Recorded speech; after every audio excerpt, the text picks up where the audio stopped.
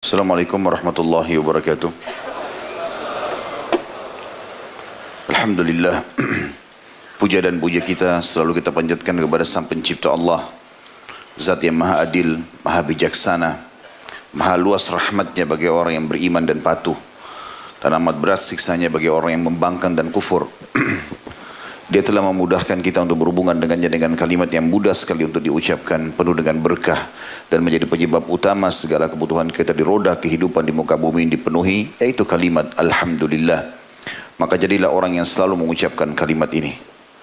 Lanjutnya kita panjatkan salam hormat kita kepada manusia yang telah mengemban amanah wahyu, dan itu semua berisikan hukum dan syariat dari Allah Subhanahu wa Ta'ala sebagai panduan hidup kita. Dan itu semua sudah disampaikan sebelum meninggal dunia. Tidak ada yang halal ataupun haram, wajib ataupun sunnah, kecuali semua sudah disampaikan. Dan untuk balas jasa, kita diperintahkan oleh Allah SWT untuk mengucapkan salam hormat kepadanya, selain daripada juga menjadikannya sebagai suri tauladan. Dan dijadikan ibadah salam hormat ini oleh Allah SWT, dan balasannya sangat besar. Karena satu kali salam hormat dibalas oleh Allah dengan 10 kali tambahan rahmat.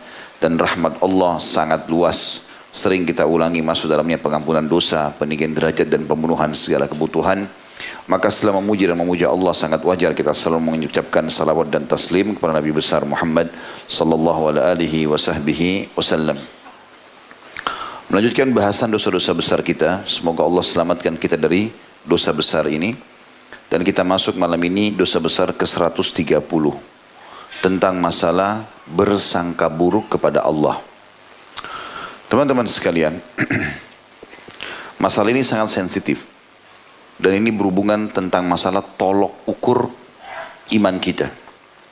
Sebagai seorang muslim, apalagi kalau sudah sampai pada tingkat mukmin, mencoba dan meyakini keenam rukun iman, maka hal mendasar yang merupakan pondasi keimanan itu adalah bersangka baik kepada Allah.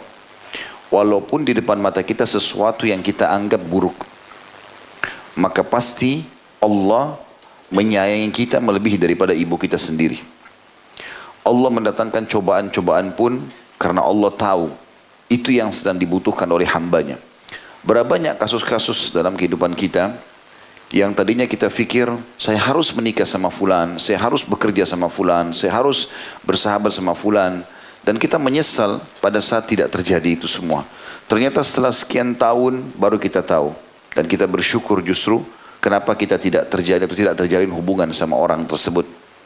Kalau bukan di dunia, maka di akhirat kata ulama pasti dia akan tahu hikmah kenapa Allah Subhanahu wa Ta'ala tidak memenuhi kebutuhan dia padahal dia minta. Dan Allah sayang dia melebihi sayang ibu kepada anaknya. Syekh Muhammad bin Abdul Wahhab rahimahullah mengangkat dalil-dalil sebagai berikut. Kita bacakan dulu seperti biasa. Baru insya Allah kita akan coba tambahkan dengan beberapa poin. Beliau mengangkat, kalau yang pegang bukunya di halaman 27, bab dzikru su'udz dhann billah. Bab penyebutan buruk sangka terhadap Allah. Diangkat firman Allah dalam surah Al-Imran 154. Hanya saja ini diambil potongan ayat. Nanti saya minta ikhwan dan akhwat sekalian, kita akan buka di handphone kita masing-masing aplikasi Al-Quran untuk membaca ayat ini lengkap. Potongan ayatnya adalah A'udzu billahi minasyaitonir rajim, yadhunnuna billahi ghairal haqqi dhannal jahiliyah. Mereka menyangka dengan prasangkaan yang tidak benar terhadap Allah seperti sangkaan jahiliyah. Apa yang Allah maksudkan di sini? Coba kita lihat kembali, kita buka ya. Ayat Al-Qur'an ini Al-Imran, dan kita mulai baca di ayat 152-nya. A'udzu billahi minasyaitonir rajim. Bismillahirrahmanirrahim. Wa laqad sadaqakumullahu wa'dahu idh tahussunahum bi'idhnihi hatta idza fashiltum wa tanaza'tum fil amri wa 'asaytum min ba'di ma arakum ma tuhibbun minkum man yuridud dunya wa minkum man yuridul akhirah thumma sarafakum anhum liyabtaliyakum wa laqad 'afa 'ankum wallahu dzu fadlin 'alal mu'minin. Sesungguhnya Allah telah memenuhi janjinya kepada kamu semuanya ketika kamu membunuh mereka dengan izinnya, maksudnya membunuh orang-orang kafir, Sampai pada saat kamu lemah dan berselisih dalam urusan itu dan mendurhakai perintah Rasul, sesudah Allah memperlihatkan kepadamu apa yang kamu sukai, di antaramu ada orang yang menghendaki dunia dan di antara kamu ada orang yang menghendaki akhirat. Kemudian Allah memalingkan kamu dari mereka untuk menguji kamu, dan sungguhnya Allah telah memaafkan kamu dan Allah mempunyai karunia yang dilimpahkan atas orang-orang yang beriman. Ayat ini turun karena kasus peperangan Uhud. Perang Uhud, teman-teman sekalian, perang yang luar biasa pelajaran yang diambil tentang bagaimana Allah Subhanahu wa taala melatih orang-orang beriman yang semestinya yang datang setelah kasus Uhud, seperti kita juga termasuk jauh setelah peperangan Uhud, mengambil pelajaran dari situ. Masyarakat muslimin pada saat itu yang ikut berperang bersama Nabi SAW dilarang untuk sebagian besar mereka turun dari gunung pemanah. Yang saya pernah jelaskan sekitar 50 orang pemanah yang Nabi SAW taruh di sana. Kemudian setelah itu mereka turun pada awal peperangan karena melihat kaum musyrikin sudah lari meninggalkan harta-harta benda mereka. Mereka meninggalkan kancah peperangan sampai-sampai wanita-wanita mereka pun ditinggalkan. Sementara tradisi orang Arab di zaman jahiliyah pun itu mereka sangat peduli dengan kaum wanita mereka. Sampai-sampai mereka harus mati dulu baru perempuannya bisa direbut oleh orang lain. Dan itu ada kental sekali pada mereka. Tapi pada saat perang Uhud karena kacau balaunya pasukan Quraisy, karena 11 kali bendera perang mereka jatuh. Dan 11-11-nya pemegang bendera mereka terbunuh di tangan Hamzah radhiyallahu anhu dan teman-temannya. Maka pada saat itu mereka kocar-kacir dan Allah SWT memberikan kita kemenangan di awal. Dan wasiat Nabi SAW kepada para pemanah, jangan turun dari bukit. Walaupun kalian melihat kemenangan di tengah-tengah kami, sampai ada instruksi dari aku, kata Nabi SAW. Tapi ternyata Abdullah bin Jubair radhiyallahu anhu, pemimpin dari 50 orang ini, itu sudah mengingatkan ada 43 dari prajuritnya yang turun. Jangan, Rasulullah SAW melarang kita. Enggak apa-apa, kan sudah menang. Lihat nggak ada musuh, kata mereka gitu. Udah nggak ada musuh. Tapi Rasulullah larang, tetap nggak boleh. Mereka tidak mau dengar. Mereka turun 43 orang. Ternyata ada Khalid bin Walid waktu itu masih dalam keadaan kafir, manuver dari belakang gunung pemanah, membunuh 7 orang ini termasuk Abdullah bin Jubair dan kemudian kembali menyerang muslimin. Dan pada saat itu kancah peperangan kondisinya di tengah-tengah kancah peperangan itu ada muslimin sekitar 649 orang tepatnya, atau 647 orang tepatnya, karena Nabi SAW bersama Abu Bakar dan ada juga Talha itu bersama Nabi SAW di belakang bukit atau di sekitar bukit Uhud. Mereka sebagian besar lari mengejar pasukan Quraisy yang 2.800 melarikan diri dan banyak korban antara Quraisy.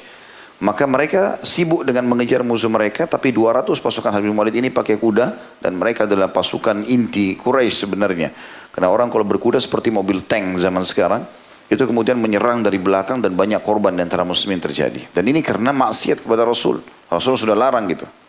Perhatikan firman Allah di sini. Sungguhnya Allah telah memenuhi janjinya kepada kamu. Siapa? Para sahabat.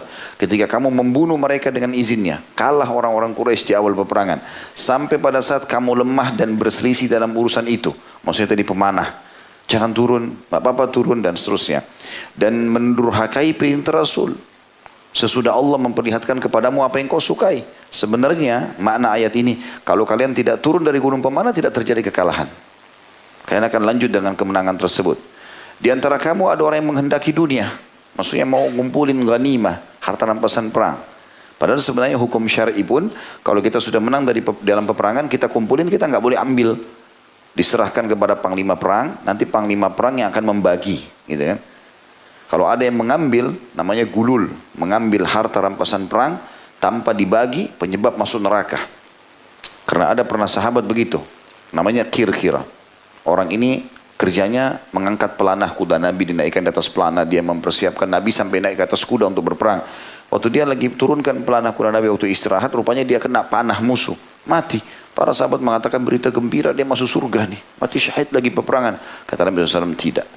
Satu lembar kain sapu tangan yang dia ambil secara gal itu maksudnya mencuri tadi dari harta ghanimah, cukup membuatnya masuk ke dalam api neraka. Jadi nggak boleh. Tapi ternyata ada di antara orang di situ disebutkan, ada di antara kalian mau dunia. Dan ada di antara kalian yang mau menghendaki akhirat. Maksudnya adalah orang yang tetap bertahan di atas bukit tadi. Kemudian Allah memalingkan kamu dari mereka untuk menguji kamu. Maka datanglah pembunuhan umat Islam pada saat itu. Dan sesungguhnya Allah telah memaafkan kamu. Tapi karena mereka menyadari kesadarannya, akhirnya mereka bertobat kepada Allah. Dan Allah mempunyai karunia yang dilimpahkan atas orang-orang beriman. 153-nya. Kita belum sampai ke saksi bahasan ya. Saya baca 2 ayat sebelumnya. Nanti kita akan sampai di 154 insya Allah. 153. إذ تصعدون ولا تلؤون على أحد والرسول يدعوكم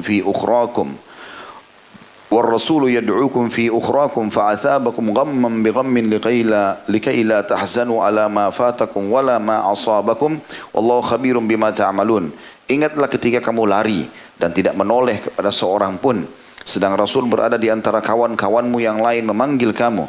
Karena itu Allah menimpahkan atas kamu kesedihan di atas kesedihan, supaya kamu jangan bersedih hati terhadap apa yang luput daripada kamu, atau apa yang luput darimu, maksudnya kemenangan, dan terhadap apa yang menimpa kamu. Allah Maha mengetahui apa yang kamu kerjakan.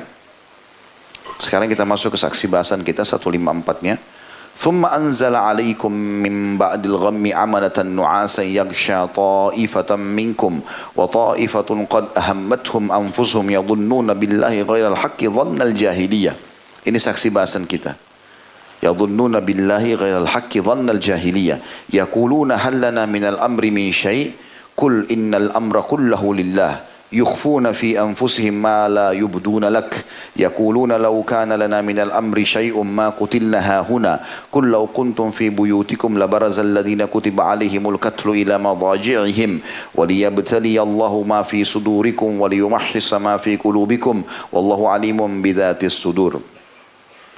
Kemudian setelah kamu berduka cita, Allah menurunkan kepada kamu keamanan berupa kantuk yang meliputi segolongan daripada kamu. Dan ini mengantuk di medan perang adalah rahmat Allah. Karena orang kalau mengantuk rasa takutnya hilang. Pikirannya adalah ingin tidur. Dan itu terjadi juga pada saat di perang Badr. Allah subhanahu wa ta'ala menurunkan amanatan nu'asa. Artinya ngantuk yang membuat orang sampai sahabat yang berjaga malam itu 11 kali jatuh pedang dari tangannya karena tidur. Padahal dia berjaga-jaga gitu ya. Ini sebagai bentuk kasih sayang Allah kepada para mujahidin. Dikatakan kemudian setelah kamu berduka cita, Allah menurunkan kepada kamu keamanan atau dalam bentuk kantuk yang meliputi segolongan dari kamu. Sedang segolongan lagi telah dicemaskan oleh diri mereka sendiri. Mereka menyangka yang tidak benar terhadap Allah seperti sangkaan jahiliyah. Jadi ada di antara kamu setelah itu aman. Dia kembali kepada keimanannya, taubat kepada Allah, lalu dia merasa tentram. Udah, apa yang Allah janjikan pasti benar. Allah janjikan menang, orang beriman akan menang. Udah, dia berpegang pada itu. Tapi ada juga yang tidak. Mereka menyangka jahiliyah. Apa sangka jahiliyah? Mereka berkata, apakah ada bagi kita barang sesuatu hak campur tangan dalam urusan ini? Jadi mereka seakan-akan ya menyangka buruk kepada Allah di sini. Bukan seakan-akan, memang mereka sangka buruk. Bahwasanya memang Allah sudah takdirkan kita mati kok, kita kalah kok, seperti itulah. Katakanlah, sesungguhnya urusan itu seluruhnya di tangan Allah. Mereka menyembunyikan dalam hati mereka, hai Muhammad, apa yang tidak mereka terangkan kepadamu. Mereka berkata, sekiranya ada bagi kita barang sesuatu atau hak campur tangan dalam urusan ini, niscaya kita tidak akan dibunuh atau dikalahkan di sini. Di sini sangka buruknya. Jadi mereka menganggap Allah lah yang sudah memaksa mereka untuk mati dan dikalahkan pada saat itu. Tanpa mereka bersangka baik sama Allah, ternyata ada sesuatu yang Allah ingin titip pesan di situ. Bisa ditangkap ya? Jadi maksud adalah sangka buruknya di situ.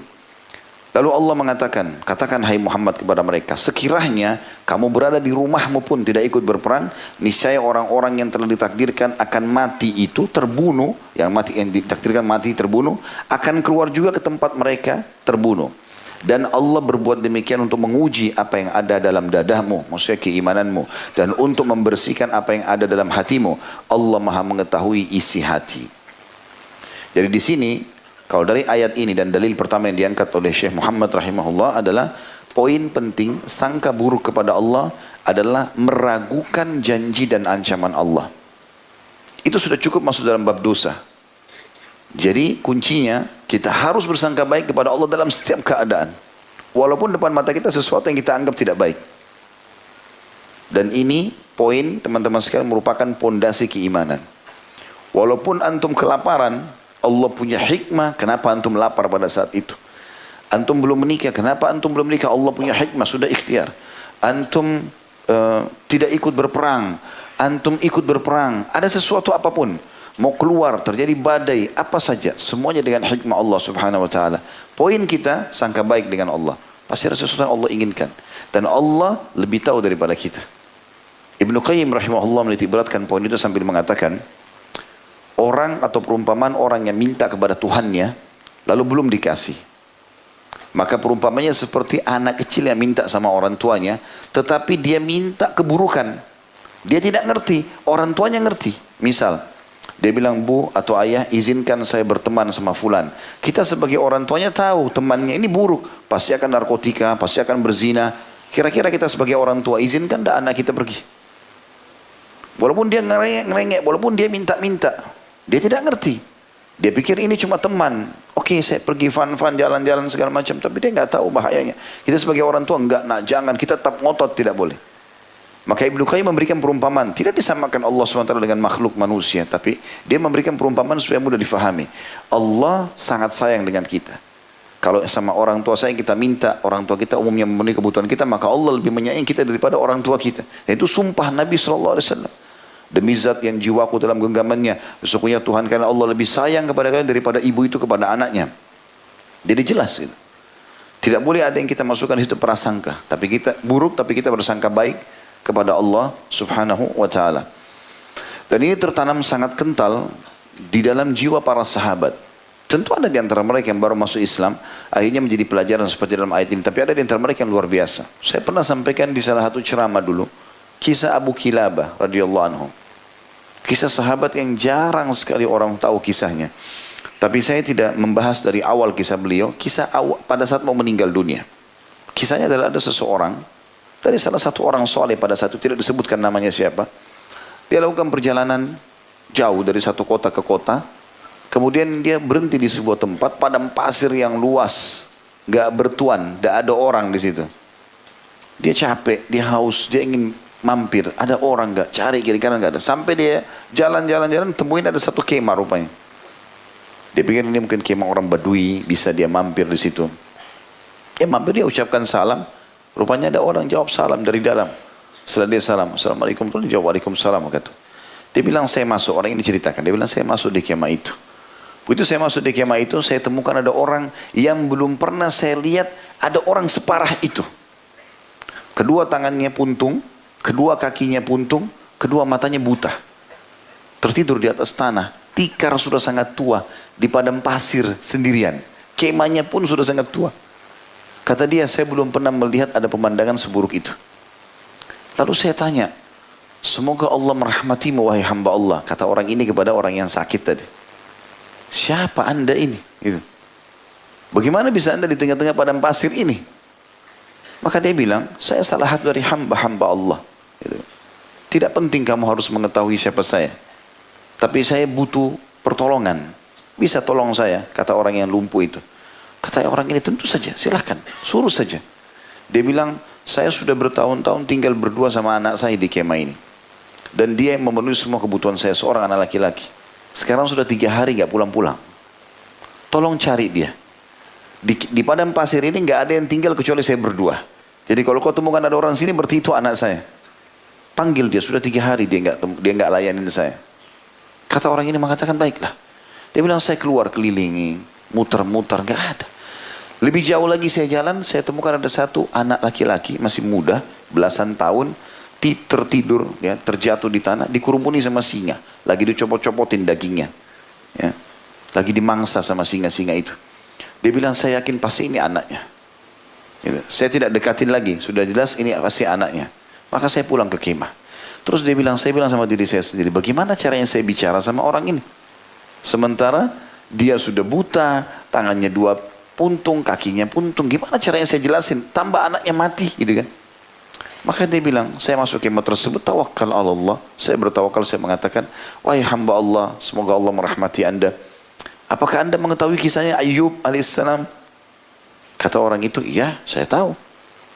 Apa yang menimpa dia, saudaraku? Kata orang itu, tentu saja selama 20 tahun dia mendapatkan nikmat, dicoba juga sama Allah selama 20 tahun.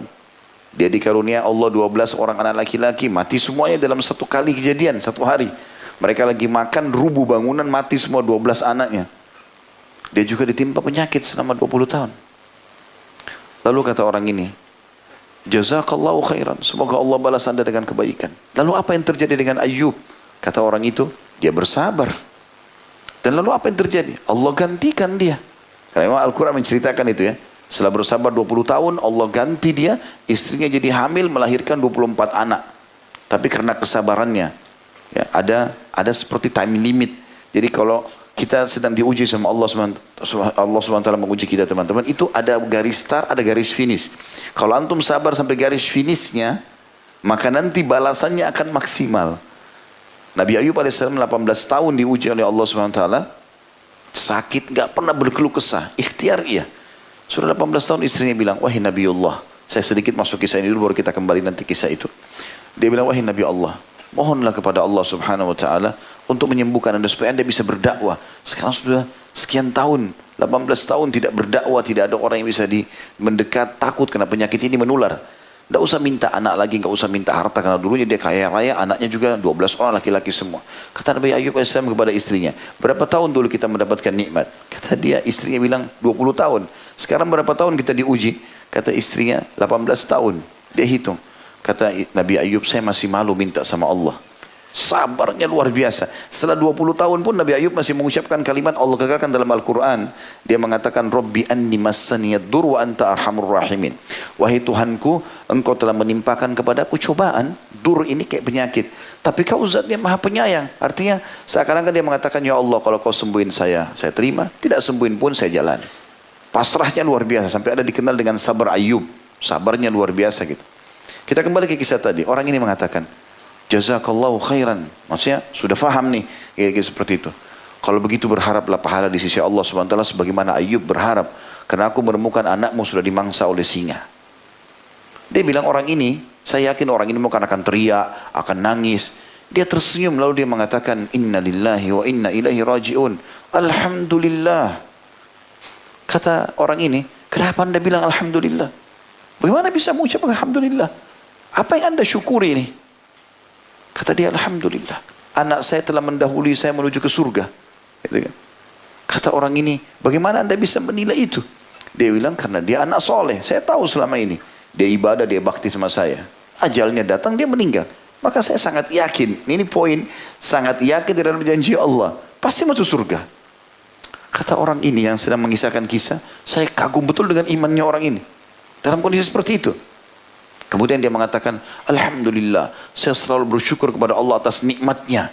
Kata orang ini, nikmat apa yang anda syukuri? Mata anda buta, tangan anda puntung, kaki anda puntung. Apa yang anda syukuri?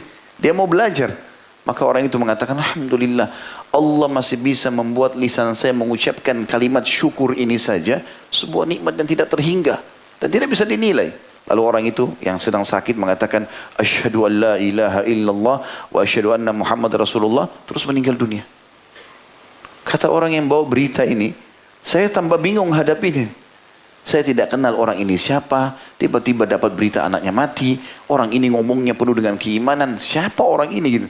Dia bilang, saya keluar dari kemah, coba cari orang, siapa yang bisa bantu saya kuburkan orang ini. Teriak-teriak, nah, siapa yang fulan, tolong, nggak ada. Rupanya dari kejauhan ada 4 orang. 4 orang ini pakai baju seperti baju kerajaan. Jadi kelihatan orang-orang ini pejabat. Tapi zaman dulu belum ada mobil. Orang pakai kuda lewat. Lalu dia kasih isyarat, tolong, tolong, dikejar sama dia. Terus mereka berhenti terus mengatakan, ada apa dengan kau? Dia bilang, di dalam kemah sana yang jauh itu ada orang buta, puntung kaki dan tangannya. Sangat baik imannya. Meninggal dunia. Tolong bantu saya urus jenazahnya. Kata mereka, baiklah. Di mana tempatnya? Datang 4 orang itu. Begitu mampir di kemah, dia bilang mana tempatnya di situ. Sudah ditutup sama kain oleh orang ini. Begitu dibuka, orang ini kaget. 4 orang ini cium-cium orang itu. Yang buta ini. Dicium oleh 4 orang pejabat ini. Kata dia tambah heran, siapa orang ini? Kenapa kalian cium seperti ini gitu? Dia bingung gitu. Lalu kemudian mereka mengatakan, apa kau tidak kenal orang ini siapa? Dia bilang tidak, demi Allah saya nggak tahu. Ini Abu Kilabah, salah satu sahabat Nabi yang masih hidup ya ini. Sudah meninggal dunia. Kata dia, oh pantas imannya luar biasa. Gitu. Maka diambil pelajaran pada saat itu. Kata dia, kenapa? Ada apa dengan dia? Kenapa dia bisa terpencil sampai ke padang pasir begini? Dia bilang, ketahui orang ini kenal luasnya ilmunya dulu. Dari sekian tahun kami ini ditugaskan oleh khalifah untuk mencari dia. Sudah sekian tahun kami cari. Hanya untuk memaksa dia menjadi hakim. Tapi dia melarikan diri, tidak mau. Takut nanti kena hisab hari kiamat. Maka diurus jenazah orang tersebut. Tapi teman-teman, ambil pelajaran dari Abu Kilabah radhiyallahu anhu. Bagaimana sangka baiknya sama Allah. Kaki tangannya 2 puntung, tangannya buntung. Tangan kakinya nggak ada, matanya buta, masih bisa. Alhamdulillah. Itu luar biasa. Ini yang saya bilang tadi, ini pondasi keimanan. Kapan kita arungi kehidupan muka ini teman-teman dengan sangka baik seperti ini sama Allah, pasti semuanya jadi baik kehidupan kita. Walaupun apa saja, sampai ulama mengatakan mau keluar rumah hujan, oh berarti Allah sedang bersangka baik, sedang menginginkan saya tidak keluar. Oh begini, oh Allah lagi begini. Dia sangka baik terus, semuanya kesangkaan baik sama dia. Itu yang dimaksudkan dengan ayat ini. Dan sebaliknya teman-teman, kapan kita membuka pintu sangka buruk, hati-hati, ancamannya sangat berat. Ini bahasan kita. Allah akan memberikan kita sesuai dengan prasangkaan kita. Kasus orang-orang munafik, nanti akan kita baca ayatnya ya. Allah subhanahu wa ta'ala menyiksa mereka karena sangka buruk mereka kepada Allah. Kita bacakan dalilnya habis ini. Saya baca dulu surah Fussilat, dalil kedua yang diangkat oleh Syekh Muhammad rahimahullah. Adalah firman Allah, A'udzubillahi minasyaitonirrajim, Fussilat 23. وَذَلِكُمْ ظَنُّكُمُ الَّذِي ظَنَنْتُمْ بِرَبِّكُمْ أَرْدَاكُمْ فَأَصْبَحْتُمْ مِنَ الْخَاسِرِينَ. Dan demikian itu adalah prasangkaan kalian yang telah kalian sangkakan kepada Rabb kalian. Dia telah membinasakan kalian, maka jadilah kalian termasuk orang-orang yang rugi. Ya. Coba silakan dibuka surah Fussilat dulu. Kita baca dari ayat 18. Fussilat 18 supaya connect ayatnya. Sudah buka? Baik. A'udzubillahi minasyaitonirrajim. Wa najjaynal ladzina amanu wa kanu yattaqun. Dan kami pasti akan selamatkan orang-orang yang beriman dan mereka adalah orang-orang yang bertakwa. Ini nggak boleh ragu teman-teman. Kapan antum beriman kepada Allah subhanahu wa ta'ala dan antum sudah mengerjakan perintah Allah, nggak boleh ada keraguan. Amal itu diterima dan saya akan masuk surga. Nggak boleh ragu. Sebagaimana Allah mengatakan di ayat 19-nya, wa yauma yuhsyaru a'da'ullahi wa yauma yuhsyaru a'da'ullahi ilan nari fahum yuza'un.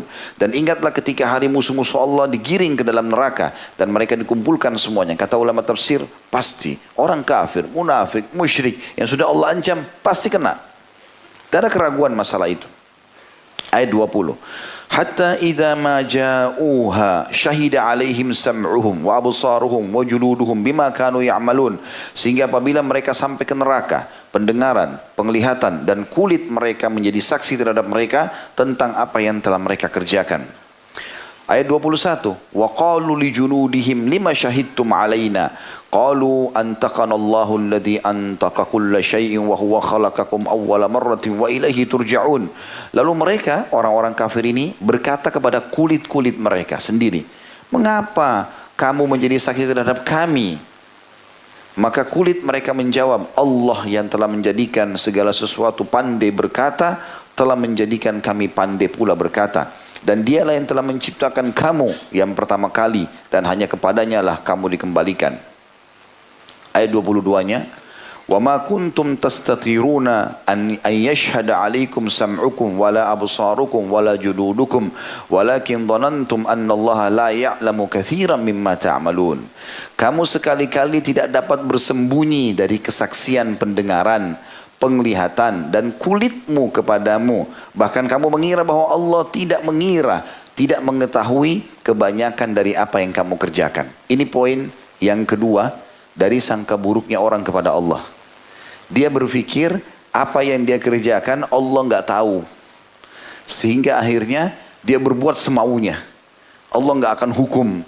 Dia sembunyi, tidak ada yang tahu. Padahal sebenarnya Allah SWT mengetahui dan menyaksikan semua. Ini bentuk sangka buruk yang kedua. Sangka buruk yang pertama tadi, ragu dengan masalah janji Allah dan juga ancaman Allah SWT. Maka Allah mengatakan ayat 23 ini saksi bahasan kita. وَذَلِكُمْ ظَنُّكُمُ الَّذِي ظَنَنْتُمْ بِرَبِّكُمْ أَرْدَاكُمْ فَأَصْبَحْتُمْ مِنَ الْخَاسِرِينَ. Dan yang demikian itu adalah prasangkamu yang telah kamu sangka kepada Tuhanmu. Dia telah membinasakan kamu. Karena itu Allah hukum kalian, maka jadilah kamu termasuk orang-orang yang rugi. Jadi ternyata karena prasangka mereka kepada Allah Subhanahu wa taala yang tidak benar, masa sih tangan bisa bicara hari kiamat, telinga bisa jadi saksi, mata bisa jadi saksi? Enggak mungkin. Ini pertanyaan-pertanyaan tanda-tanda orang munafik ya. Orang beriman teman-teman, masuk akal, enggak masuk akal, saya beriman. Itu Abdullah bin Mas'ud katakan tentang Abu Bakar radhiyallahu anhu majma'in. Kan beliau mengatakan, kami enggak bisa dibedakan sama Abu Bakar dari sisi sholat. Sama, Abu Bakar sholat, kami sholat. Abu Bakar puasa, kami puasa. Dia sedekah, ya kami sedekah. Dia jihad, ya kami jihad.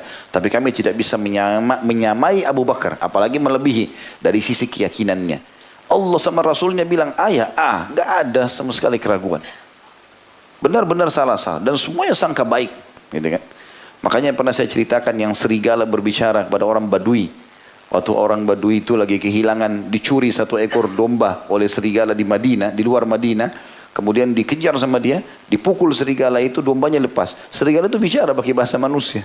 Dalam riwayat sahih. Apa yang dikatakan? Kenapa kau mengambil rezeki yang sudah Allah kasih untukku?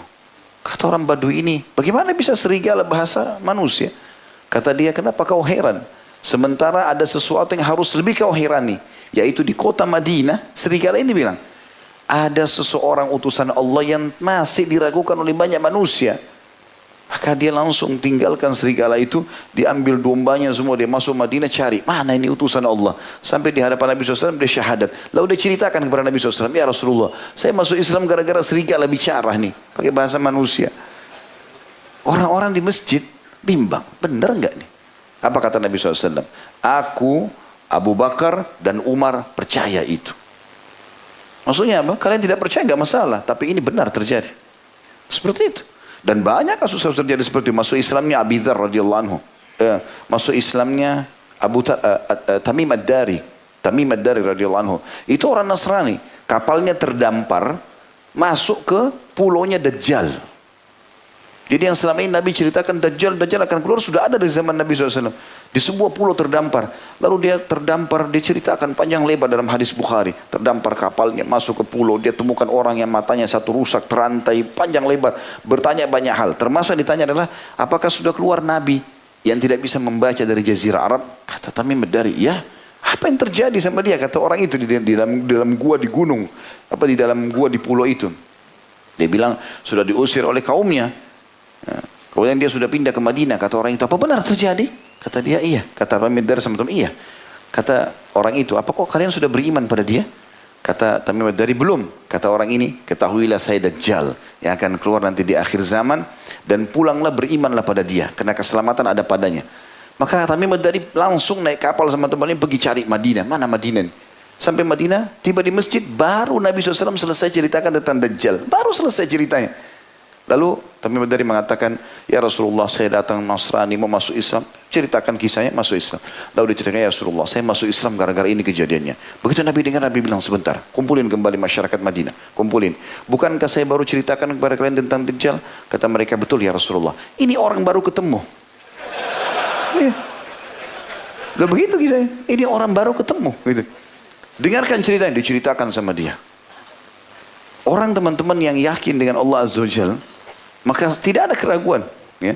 Termasuk teman-teman sebenarnya tidak ada jarak antara kita dengan masalah alam barzah dan alam akhirat ini. Tidak ada jarak. Kita tinggal mati pindah alam nih. Dan kita akan ketemu semua itu. Hadis-hadis tentang masalah itu teman-teman. Nanti kalau ada orang mukmin meninggal, maka ruhnya akan dibawa. Lalu ketemu dengan ruh-ruh orang beriman yang lain. Mereka saling ngobrol. Bagaimana kabarnya fulan? Bagaimana kabarnya fulan? Sampai malaikat mengatakan, biarkan dia. Jangan banyak bertanya padanya. Dia baru meninggalkan kepenatan dunia. Itu ada hadis-hadis seperti ini. Dan ini orang beriman sudah tidak ada keraguan. Masuk akal tidak masuk akal, mereka beriman tentang masalah itu. Dan akhirnya kita bersangka baik dengan Allah Subhanahu wa taala. Kemudian selanjutnya tentang orang munafik. Allah berfirman di dalam surah Al-Fatih ayat 6. A'udzu billahi minasyaitonir rajim. وَيُعَذِّبَ الْمُنَافِقِينَ وَالْمُنَافِقَاتِ وَالْمُشْرِكِينَ وَالْمُشْرِكَاتِ الظَّانِّينَ بِاللَّهِ ظَنَّ السَّوْءِ alaihim dairatus saw wa ghadiballahu alaihim wa la'anahum wa adda lahum jahannam wa sa'at masira. Dan supaya dia Allah mengadab orang-orang munafik laki-laki dan perempuan dan orang-orang musyrik laki-laki dan perempuan yang mereka itu berprasangka buruk terhadap Allah. Mereka akan mendapat giliran kebinasaan yang amat buruk dan Allah memurkai dan mengutuk mereka serta menyediakan bagi mereka neraka jahanam, dan neraka jahanam itu adalah seburuk-buruk tempat kembali. Apa yang orang munafik lakukan teman-teman sekalian? Semua yang Allah dan Rasulnya sampaikan diragukan sama mereka. Waktu Nabi SAW suruh, siap-siap kita pergi perang Tabuk. Subhanallah, Allah menguji di situ imannya orang-orang beriman. Ya. Sampai ulama mengatakan perang Tabuk itu sebenarnya antara Muslimin sama Romawi. Tapi Heraklius pada saat itu, Kaisar Romawi, nggak berani menemui Nabi SAW. Karena setelah musyawarah dengan para pendetanya, maka mereka ambil kesimpulan, kalau ini benar Nabi, kita pasti kalah. Dan kita berbahaya kalau kalah, ini hancur, masuk neraka segala macam. Udah nggak usah kita temuin, walaupun pasukan kita besar. Maka Nabi SAW tinggal di Tabuk beberapa hari sampai tersebar berita umat Islam sudah mengalahkan Romawi, gitu kan? Nah di sini Allah SWT bongkar kedok orang-orang munafik di perang itu, ya diceritakan. Jadi pada saat Nabi SAW diperintahkan oleh Allah untuk membentuk pasukan, subhanallah 2 hari lagi atau 3 hari lagi sudah panen kurma, dan itu adalah hasil utamanya masyarakat Madinah. Itu hasil mereka. Kita bayangkan teman-teman kalau kita seorang pengusaha buah atau apalah ya, yang kira-kira kita sudah tinggal jual depan mata nih, terus tiba-tiba disuruh pergi jihad. Dan waktu itu hukumnya wajib, nggak boleh, tidak boleh satupun muslim yang mampu di Madinah sudah balik tinggal, kecuali punya udzur syar'i. Dan kita sudah tahu kisah tentang beberapa sahabat yang malah dihardik oleh Allah Subhanahu Wa Taala, disuruh Nabi SAW memboikot sampai 50 hari. Kisah Ka'ab bin Malik dan teman-temannya, ya kan? Itu semua diboikot oleh Nabi SAW, sampai salam pun tidak dijawab gara-gara tidak ikut perang Tabuk karena wajibnya pada saat itu. Yang terjadi teman-teman, orang-orang mukmin pada saat diperintahkan semuanya tinggalkan, kebun kurmanya ditinggal, istrinya, anaknya ditinggal, sampai para sahabat menggambarkan waktu itu mereka sudah tinggal pasang tikar-tikar. Kalau sudah mau panen kurma, mereka pasang tikar-tikar di bawah pohon kurma, tinggal nunggu nikmatin kurma itu turun karena manisnya, dan kurma banyak sekali. Lagi puncak-puncaknya. Pada saat itu disuruh pergi jihad. Yang terjadi, semua pasukan muslimin pergi. Apa kata orang-orang munafik? Muhammad ini ngajak-ngajak orang berperang di musim panas. Gitu. Memang tidak ada waktu lain. Gitu. Kenapa harus di musim panas? Ini kan panas. Lalu mereka mulai pergi kepada orang beriman. Ini orang munafik ini kayak satu kelompok, mereka datang. Kenapa mau pergi perang? Gak usah. Kenapa mau pergi perang? Gak usah. Dilemahkan imannya orang beriman. Tapi mereka tidak digubris. Allahu alam kalau ana sama antum pada saat itu. Mungkin kita ikut-ikutan tidak. Tapi pada saat itu subhanallah sahabat tidak mau dengar. Enggak peduli. Oh ini munafik, enggak dipedulikan, pergi. Tinggalin semuanya. Enggak ada urusannya, dunia ini enggak ada urusan bagi mereka. Pergilah. Subhanallah, Allah SWT turunkan untuk mereka mengatakan, kenapa kita keluar di panas hari? Kata Allah SWT, hai Muhammad bilang sama mereka, Qul naru jahannam asyaddu harra. Katakanlah neraka jahannam lebih panas daripada itu. Waktu pasukan perang pulang dan ternyata menang, maka mereka kaget. Oh ternyata bisa menang. Nah, mereka menang gini-gini. Sama waktu perang Khaybar juga begitu. Sama waktu umrah waktu jadi kesepakatan Hudaybiyah. Semua orang munafik nolak itu. Mereka mengatakan tidak mungkin, masa bisa menang? Muhammad ini mau membunuh kita. Masa kita begini dan begitu? Yang paling tidak menyenangkan itu pada saat terjadi perang Khandak, perang Ahzab. Kan semua sahabat 1000 orang disuruh gali Khandak tuh, parit. Per 10 orang dikasih jarak sekian meter ke sekian meter, mereka gali. Rupanya ada sahabat-sahabat, ada yang beberapa orang lagi punya giliran menggali titik tertentu, ada batu besar, mereka nggak bisa pecahin. Maka mereka panggil, ya Rasulullah, ya ini ada batu nggak bisa pecah nih. Maka Nabi SAW datang, lihat, Nabi pukul batu itu, keluar cahaya yang terang. Rupanya sebagian sahabat lihat, ya. Maka Nabi SAW mengatakan, Allahu Akbar. Terus Nabi pukul lagi, keluar lagi cahaya. Nabi takbir lagi sampai 3 kali. Kata para sahabat, ya Rasulullah, kenapa tadi anda takbir? Ada apa? Dan kami lihat cahaya. Kata Nabi SAW, kalian melihatnya? Kata mereka, iya. Kata Nabi SAW, Allah memperlihatkan kerajaan umatku sampai ke pelosok-pelosok timur dan barat. Menguasai dunia. Apa kata orang munafik? Muhammad nih, sekarang saja kita mau keluar dari Khandak ini, ketakutan luar biasa. Karena 10.000 pasukan Ahzab sudah depan mata. 10.000 ini semua pasukan kuda, semuanya ahli perang. Gitu loh. Dan ini kalau masuk ke Madinah, habis karena pasukan umat Islam cuma 1000 secara hitung-hitungan ya. Tapi pada saat itu mereka mengatakan, kita keluar saja ke depan rumah tidak merasa aman. Apalagi sekarang dijanjikan menguasai dunia. Mereka nggak percaya. Subhanallah, begitu sifat orang munafik. Jadi jangan sampai masuk ke sifat itu. Apapun yang Allah dan Rasul janjikan teman-teman, biar kita tinggal sendiri di muka bumi ini beriman, tetap janji Allah benar. Apalagi kalau dasarnya kayak sekarang depan mata, banyaknya umat Islam, banyaknya masjid, tidak ada keraguan. Kalau kita kalah di satu titik, maka itu pasti ada hikmah tertentu. Tidak mungkin tidak. Maka sangka baik dengan Allah, itu bahasannya. Saya bacakan dulu baru kita break sholat insyaAllah. Lalu Syekh Muhammad mengangkat riwayat hadits Ibnu Umar radhiyallahu anhu, beliau mengatakan, akbarul kabair su'udzannu billah. Rawahu Ibnu Mardawayh. Dosa paling besar adalah bersangka buruk kepada Allah. Ini ada putnot nomor 21 dikeluarkan oleh Ad-Dailami dalam Musnad Al-Firdaus. Jadi 1 halaman 364, tapi hadis ini didhaifkan oleh Syekh Albani. Tapi umumnya ya ada ulama yang berpegang pada hadis ini termasuk Syekh Muhammad sendiri. Juga Jabir radhiyallahu anhu meriwayatkan bahwasanya aku mendengar Rasulullah SAW bersabda sebelum wafat beliau 3 hari, la yamutanna ahadukum illa wa huwa yuhsinu dhannu billah atau yuhsinu dhanna billah. Akhrajahu Bukhari wa Muslim. Janganlah salah seorang dari kalian meninggal dunia kecuali keadaan bersangka baik kepada Allah. Luas maknanya hadis ini. Maksudnya, kalau kau sudah beriman Muslim, yakin kau akan masuk surga. Mumpung kau belum meninggal, ucapkan syahadat. Jangan berpikir teman-teman syaitan bisikin, akhir kalimat la ilaha illallah masuk surga. Masa sih? Benar enggak saya kalau ucapin la ilaha illallah masuk surga? Loh begitu perkataan Nabi SAW, enggak boleh ragu. Gitu kan? Itu yang dimaksud dalam bahasan kita. Ibnu Abi Dunya juga menambahkan, fa inna qauman ardahum su'a dhannihim billah, faqala tabaraka wa ta'ala wa dzalikum dhannukum alladhi dhanantum bi rabbikum ardakum fa asbahtum minal khasirin. Sesungguhnya satu kaum telah dibinasakan oleh buruk sangka mereka terhadap Allah. Kemudian Allah tabaraka wa ta'ala berfirman, itulah prasangkaan kalian yang kalian sangka kepada Rabb kalian, maka itu membinasakan kalian. Jadilah kalian termasuk orang-orang yang merugi. Hadis ini riwayat Ahmad nomor 14.775 tentunya. Dan dalam riwayat kedua Al-Bukhari Muslim dari Abu Hurairah beliau mengatakan, qala Allah Ta'ala ana inda dhanni 'abdi bi. Allah Ta'ala telah berfirman, aku menurut prasangkaan hambaku kepadaku. Hadis sahih riwayat Bukhari nomor 7505 dan Muslim 2675.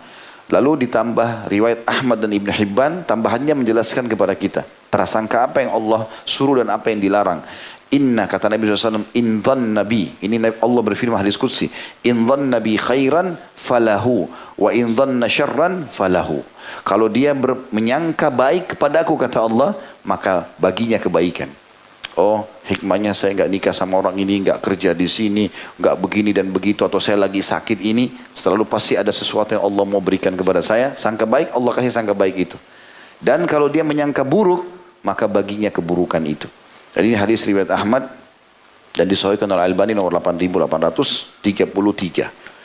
Ini bahasan kita insya Allah. Akan ada beberapa poin saya tambahkan, tapi insya Allah setelah sholat sebelum pertanyaan nanti berhubungan dengan penjelasan yang lebih lanjut ini. Allahu a'lam. Begitu saja. Subhanakallahumma bihamdika. Asyhadu an la ilaha illa anta astaghfiruka wa atubu ilaik. Wassalamualaikum warahmatullahi wabarakatuh. Bismillah. Assalamualaikum warahmatullahi wabarakatuh. Alhamdulillah. Wassalatu wassalamu ala rasulillah. Segala puji dan puja kehadirat Allah Subhanahu wa taala, juga salawat dan taslim kepada Nabi besar Muhammad sallallahu alaihi wasallam. Kita akan tambahkan informasi dari apa yang kita bahas tadi itu. Coba teman-teman sekarang buka surah Al-Fatih. Surah Al-Fatih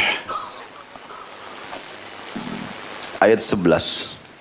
Kita akan baca dari ayat 11. Sudah buka? Al-Fatih ayat 11. A'udzubillahi minasyaitonirrajim. Ini pelengkap dari bahasan kita tadi ya. Sayaqulu lakal mukhallafuna minal a'rabi syagalatna amwaluna wa ahluna fastaghfir lana. Yaquluna bi alsinatihim ma laysa fi qulubihim. Qul faman yamliku lakum minallahi syai'an in arada bikum darran in arada bikum darran aw arada bikum naf'a bal kana Allahu bima ta'maluna khabira. Orang-orang Badui yang tertinggal tidak ikut turut ke Hudaybiyah pada saat itu untuk umroh qada akan mengatakan, harta dan keluarga kami telah merintangi kami, maka mohonlah ampunan untuk kami. Mereka mengucapkan dengan lidah apa yang tidak ada dalam hati mereka. Katakanlah, maka siapakah gerangan yang dapat menghalang-halangi kehendak Allah jika dia menghendaki kemudaratan bagimu atau dia menghendaki manfaat bagimu? Sebenarnya Allah Maha mengetahui apa yang kamu kerjakan. Renungi ayat ini ya, ini berbicara tentang masalah keyakinan seorang mukmin. Allah Subhanahu wa taala membongkar kedok orang-orang yang dipanggil pada saat itu untuk Hudaybiyah. Jadi untuk pergi umroh maksudnya. Karena tahun sebelumnya Nabi SAW mau masuk umroh ditahan oleh orang-orang Quraisy. Boleh tahun depan. Ya, terjadi kesepakatan Hudaybiyah gitu kan. Tapi pada saat Nabi SAW ditahan itu atau mau pergi umroh itu, beliau iklankan, ayo ikut umroh sama saya. Tapi ada di antara orang di Madinah itu khawatir. Kenapa mereka khawatir? Karena umroh yang Nabi SAW ajak ini, yang terjadi kesepakatan Hudaybiyah, terjadi beberapa hari langsung setelah perang Ahzab. Baru saja pasukan Quraisy, pasukan suku-suku Arab yang bergabung sama Yahudi datang ingin menyerang Madinah, tapi mereka gagal. Setelah 43 atau 45 hari mereka gagal, dihantam dengan tofan yang Allah SWT kirim gitu kan. Jadi mereka tidak mau, mereka mengatakan kami tidak pergi ikut karena harta dan keluarga kami menahan kami. Mereka pikir Allah tidak tahu. Ini sangka buruknya di situ. Ya. Ada orang-orang berpikir dia bohong misalnya. Dia pikir Allah tidak tahu. Allah tahu. Allah akan bongkar dengan caranya gitu. Ya. Maka orang Badui yang tertinggal tidak ikut di Hudaybiyah akan mengatakan harta dan keluarga kami yang telah merintangi kami. Maka mohonlah ampunan untuk kami. Mereka mengucapkan dengan lidahnya apa yang tidak ada dalam hatinya. Katakanlah hai Muhammad, maka siapa gerangan yang dapat menghalang-halangi kehendak Allah jika dia menghendaki kemudaratan bagimu dan jika dia menghendaki manfaat bagimu. Dan sebenarnya Allah Maha mengetahui apa yang kau kerjakan. Mutar-mutar balik pun Allah tahu nanti.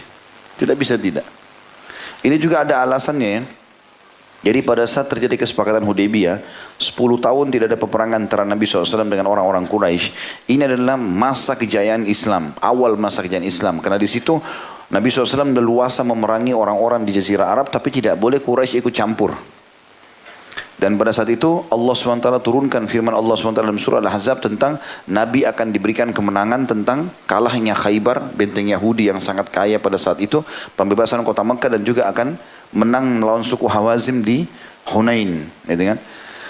Dan pada saat pulang Nabi SAW sampaikan, Allah telah menjanjikan buat saya akan menembus Khaybar sekarang, dan di sana akan banyak harta rampasan perang. Orang-orang tahu waktu itu yang terkaya di Jazirah Arab adalah orang-orang Yahudi yang ada di Khaybar. Jadi kalau tembus dengan kekuatan militer, berarti satu Khaybar jadi kekayaan umat Islam.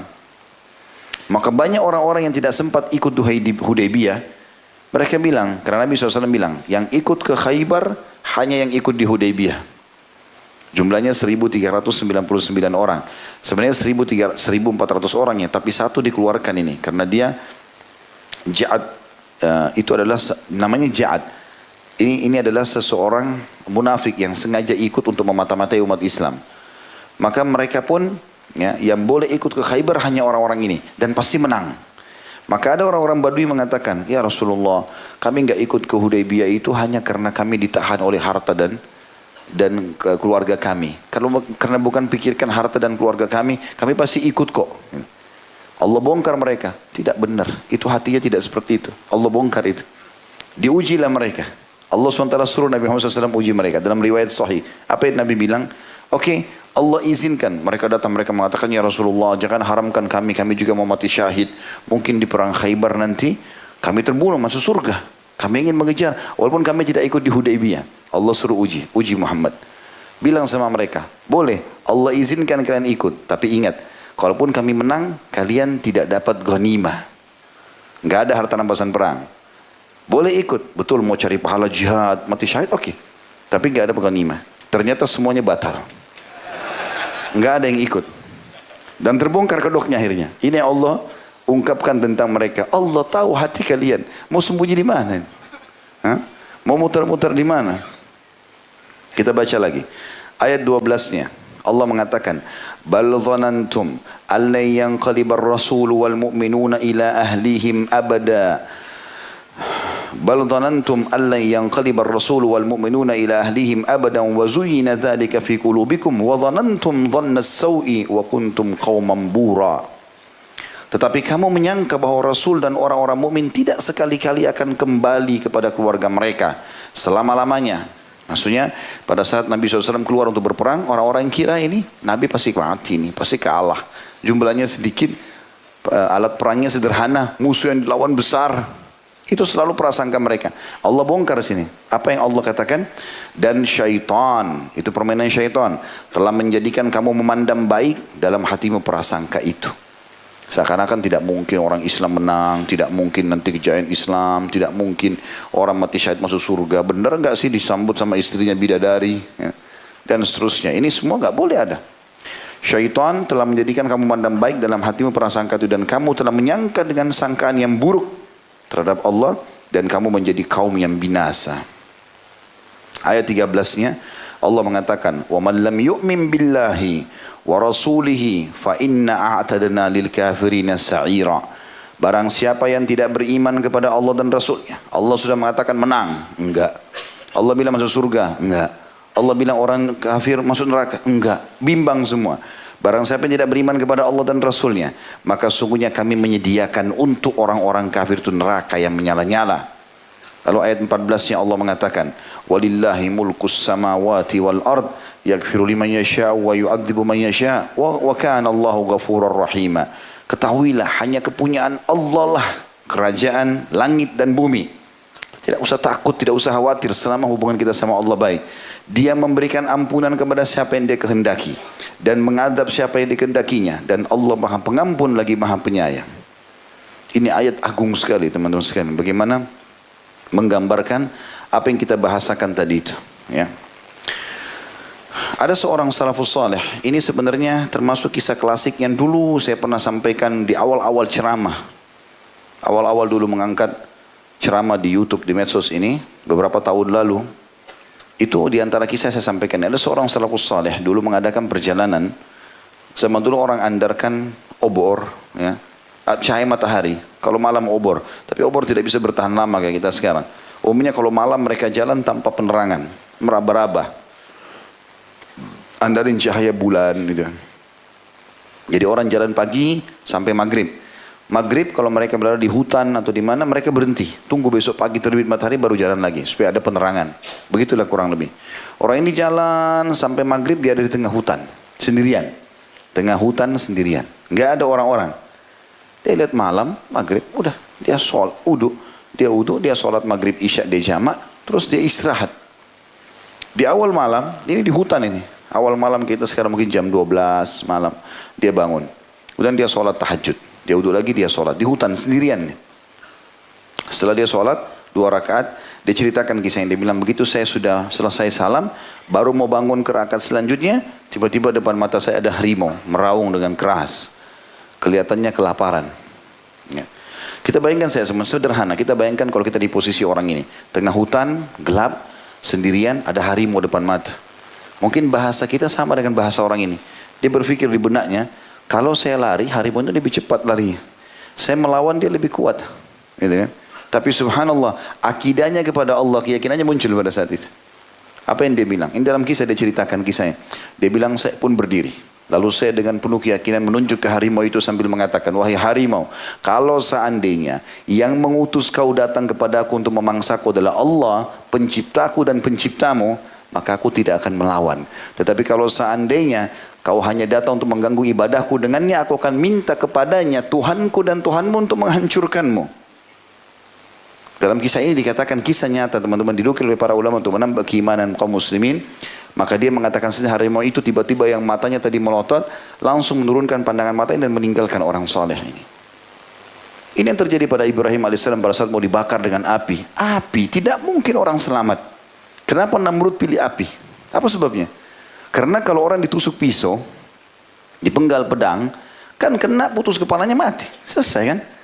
Dia cepat sekali sakitnya gitu lah. Atau orang apalah ya. Tapi kalau dibakar beda. Orang dibakar matinya lama dan rasakan sakit kan. Makanya dipilih api oleh Namrud. Dan api berkobar-kobar. Dikatakan dalam kisahnya api Nabi Ibrahim, api Namrud itu sekian meter ke atas, jauh. Itu kalau burung lewat hangus tiba-tiba karena panas besarnya. Tapi Ibrahim AS dengan keyakinannya, ya Allah, Engkau telah menciptakan api ini, maka jadikan dingin dan keselamatan untukku. Yakin Allah yang ciptakan. Api. Maka Allah berfirman dan kekal ditelawakan oleh orang beriman sampai hari kiamat selamanya ini. Allah mengatakan, ya naru kuni bardan wa salaman ala Ibrahim. Wahai api, penciptanya perintahkan, jadikan dirimu dingin dan keselamatan bagi Ibrahim. Maka dikatakan Ibrahim AS 3 hari di api itu tidak rasa panas, tidak rasa apa-apa. Sampai waktu padam api itu Namrud kaget sama pengikutnya. Ibrahim AS masih utuh, nggak ada apa-apa. Dan sekian banyak kisah berhubungan dengan masalah keyakinan seperti ini. Tidak ada keraguan. Makin tinggi tingkat keyakinan antum sama Allah, maka makin juga kental sekali ya fasilitas atau maka makin akan mudah fasilitas yang Allah berikan, dan juga makin kita menyadari itu, oh ternyata ini cuma makhluk, oh ternyata ini cuma bisa begini. Sehebat apapun orang depan kita, makar apapun, maka akan selesai semuanya. Ada sebuah kalimat teman-teman, hindari kalimat ini khusus untuk Allah. Kalimat ini hindari. Ini kalimat yang membuka, kata ulama, ini kuncinya sangka buruk sama Allah, yaitu kalimat kenapa. Ini nggak boleh sama Allah. Kenapa Allah ciptakan malam dan siang? Kenapa laki-laki sama perempuan? Kenapa ada awan? Kenapa ini? Kenapa itu? Dari semua yang di sekitar kita sampai pada diri kita sendiri. Kenapa saya jelek? Kenapa mata saya begini? Kenapa hidung saya begini? Kenapa? Kenapa kepada Allah nggak boleh? Ini kunci pintu langsung sangka buruk sama Allah. Oh berarti orang itu lebih disayang. Oh berarti orang itu dikasih lebih. Oh kalau begitu begini. Ini kalau sama manusia masih bisa kata ulama. Orang melanggar kita, kenapa kau langgar? Misal kita ingatkan, untuk kita nasihati, itu boleh. Tapi kepada Allah tidak boleh. Karena kalimat kenapa memprotes Allah, dan Allah lebih tahu. Ada sebuah tulisan ditulis oleh, saya lihat ya sepintas, ini ditulis dalam artikel Al-Manhaj, dan saya lihat sangat bagus. Dinukil sebuah judul buruk sangka kepada Allah. Saya ingin baca buat antum sekalian. Tulisan Ismail bin Marshud bin Ibrahim Ar-Rumaih.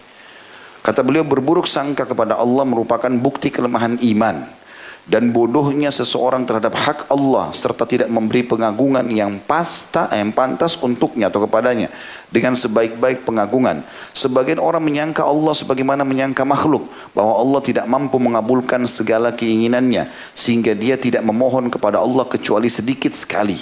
Maha tinggi Allah dari apa yang mereka sangka. Allah Maha Kuasa atas segala sesuatunya, dan apabila dia menghendaki sesuatu, dia hanya mengatakan jadilah, maka terjadilah. Dan dia zat yang maha mulia, memberi segala sesuatu kepada semua hambanya, hingga kepada hamba yang durhaka sekalipun. Sebaliknya, seseorang harus berbaik sangka kepada Allah dan memohon kepadanya segala sesuatu, serta jangan menganggap ada sesuatu yang sulit bagi Allah. Gak ada yang sulit dan tidak ada mustahil. Allah Maha Kuasa mengabulkan permohonan hambanya. Sebuah hadis dari Abi Dzar radhiyallahu anhu bahwa Nabi SAW bersabda, Nabi SAW bersabda, artinya Allah berfirman, wahai hambaku, seandainya orang terdahulu dan sekarang, baik dari jin maupun manusia, berkumpul di satu tempat, kemudian mereka semua memohon kepadaku, dan aku kabulkan seluruh permohonan mereka. Jadi bukan cuma sekedar antum minta kaya, minta sembuh, minta jodoh, ini kecil sekali. Allah mengatakan dalam hadis qudsi ini, kalau seluruh jin dan manusia yang pertama saya ciptakan sampai yang terakhir, semuanya berkumpul di sebuah lembah, lalu semuanya memohon apa yang mereka inginkan, dan aku kabulkan semuanya, maka demikian itu tidak mengurangi sama sekali dari perbendaharaanku atau kekayaanku, melainkan seperti berkurangnya air laut tak kala jarum dicelupkan ke dalamnya. Jarum dicelupkan, diangkat di laut, tidak ada airnya yang terangkat. Hadis sahih riwayat Muslim. Juga Aisyah berkata radhiyallahu anha bahwasanya Nabi SAW bersabda, berharaplah yang banyak, besar sama Allah, karena sesungguhnya kamu akan meminta kepada Tuhanmu. Apa saja minta kepada Allah Subhanahu wa taala. Tentunya ada batasan. Hadis ini sahih diriwayatkan disebutkan oleh Al-Baghawi dan Al-Haythami. Juga Tabarani disebutkan. Al-Baghawi mengatakan bahwa maksudnya adalah berharap dalam hal yang mubah, baik tentang urusan dunia ataupun akhirat. Hendaknya setiap keluhan, permohonan dan harapan diajukan kepada Allah sebagaimana firman-Nya dalam surah An-Nisa ayat 32 yang artinya, dan mohonlah kepada Allah sebagian dari karunia-Nya. Bukan berarti kita boleh berharap mendapatkan harta atau nikmat orang lain dengan unsur hasad dan dengki. Jelas itu dilarang oleh Allah Subhanahu wa taala sebagaimana An-Nisa 32 yang artinya, dan janganlah kamu iri hati terhadap apa yang dikaruniakan Allah kepada sebagian kamu lebih banyak dari sebagian yang lainnya. Maksudnya minta walaupun mustahil di mata kita, yang penting sesuatu yang tidak bentrok dengan sunnatullah. Misalnya sunnatullah itu pagi dan siang, malam ya. Tidak bisa kita minta ya Allah hilangkan malam, kan? Sunnatullah. Atau Allah ciptakan laki-laki perempuan, kita bilang ya Allah hilangkan perempuan, misal. Atau hilangkan laki-laki, nggak mungkin. Sunnatullah. Atau ya Allah hilangkan kematian, nggak mungkin. Karena itu sudah sistem yang Allah buat, nggak bisa. Selama ini bukan ini yang antum minta, juga bukan hasad, iri, ingin berharap supaya nikmat Allah kepada orang lain pindah, maka Allah akan kasih. Seperti artinya bukan haram untuk minta, Allah kasih semua. Tidak ada yang mustahil. Kalau kita baru order, baru minta sekali sama Allah belum dikasih, minta 2 kali, minta 3 kali, dan seterusnya. Salah satu ulama kita pernah berkata, dia bilang saya pernah ambil pelajaran waktu saya pergi menuju ke masjid. Kemudian saya melihat ada anak kecil, rupanya dimarahi sama ibunya. Kemudian setelah itu dia dikeluarkan dari pintu rumah oleh ibunya. Dia bilang, saya pulang dari masjid, saya lihat anak itu tertidur depan pintu. Dan ternyata ibunya bukain pintu lalu digendong, dimasukkan ke dalam. Kata dia, subhanallah, saya ambil pelajaran. Andai saja semua orang muslim memahami bahwasanya kalau dia berbuat seperti anak kecil itu kepada ibunya, biar dia diusir, tetap saja dia merengek dan menangis, maka akan datang kepadanya kasih sayang itu. Cuma seseorang kadang-kadang tidak bersangka baik kepada Allah. Jadi hati-hati dengan kalimat tadi. Kenapa teman-teman ya? Kenapa Allah uji saya? Kenapa saya begitu dan begitu? Padahal Allah lebih tahu masalah itu. Allah Subhanahu wa taala lebih tahu. Dinukil sebuah kisah, jadi luar dari artikel ini ya. Bahwasanya ada seorang dulu, orang saleh. Dia menjalankan salah satu doa yang sering dia ucapkan, kalimat khairan insyaallah. Semoga Allah jadikan baik. Apa saja datang berita kepada dia, khairan insyaallah, khairan insyaallah. Berdoa sama Allah mudah-mudahan jadi baik. Jadi selalu Allah jadikan baik. Dia rupanya jadi penasehat seorang raja. Ini kisah saja ya. Rupanya raja ini pernah jalan ke satu safar, kemudian di tengah jalan diserang oleh perampok. Dan rupanya perampok sempat memotong jari kelingkingnya raja itu. Putus jarinya, tapi dia selamat. Waktu dia pulang dia cerita sama penasehatnya ini. Kejadian begini. Dalam kondisi jarinya raja putus ya. Maka kata penasehatnya, khairan insyaallah. Mudah-mudahan jadi baik. Rajanya marah. Kok bisa jari saya putus, kok bilang khairan insyaallah? Maka dia bilang, saya menjalankan itu. Dipenjara sama raja. Gara-gara dia seakan-akan raja menganggap, kok kenapa jari saya putus malah dibilang khairan insyaallah, seakan-akan itu kebaikan gitu kan. Berjalan waktu. Sekian waktu setelah itu, rupanya raja ini adakan lagi perjalanan. Dengan hikmah Allah di tengah jalan ditangkap lagi oleh perampok, tapi perampok yang berbeda.